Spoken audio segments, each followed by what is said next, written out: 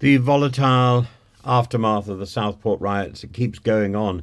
Today, the story of Amy Hodgkinson-Hedgecox, a woman whose choices not only blurred the line between recklessness and parental failure, but stormed through the very fabric of social decency.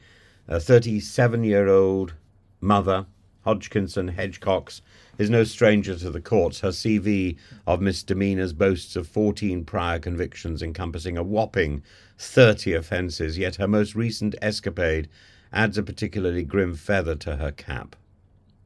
This tale begins not with political discourse or calls for a peaceful process, but with Hodgkinson-Hedgecox ambling towards an unexpected frenzy with an 11-year-old boy in tow, her son, en route to what should have been a mundane trip to the skate park.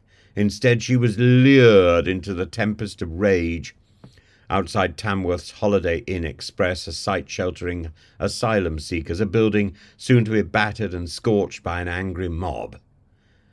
Clad in shorts and Crocs, Hodgkinson-Hedgecox became the embodiment of chaotic participation, caught on camera spewing venomous incendiary slurs at officers who stood as a frail barrier between order and unbridled violence.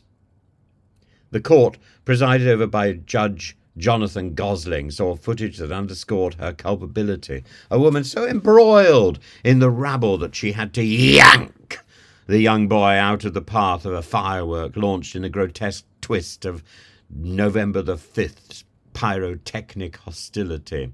It was a scene less reminiscent of civic protest and more like a pantomime of hellish chaos, and while she wielded neither bricks nor bottles, her venomous words were considered weapons in their own right, adding fuel to an already treacherous bonfire.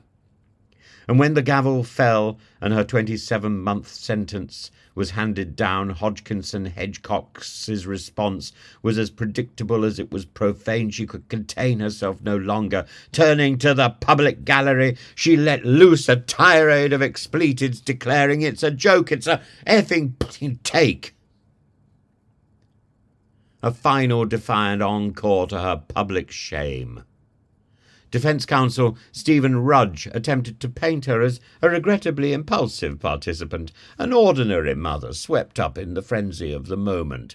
But even the most charitable view could not erase her decision to expose a child to violence, not her and her active role in lending her voice. A voice of rage, as we saw in the court, as we heard in the court, to the cacophony of a riot. The fact that she was involved in a riot, the fact that she chose to be waylaid by a riot, the fact that she chose to participate so vocally. Judge Gosling minced no words in his summary. This wasn't politics or the exercise of free will, this was anarchy.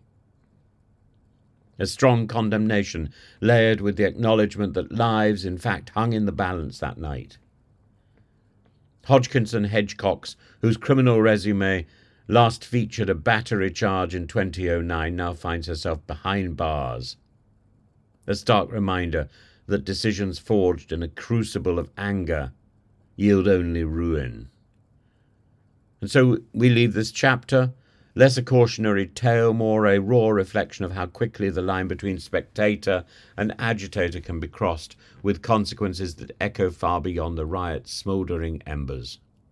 It's a sorry tale of motherhood gone wrong.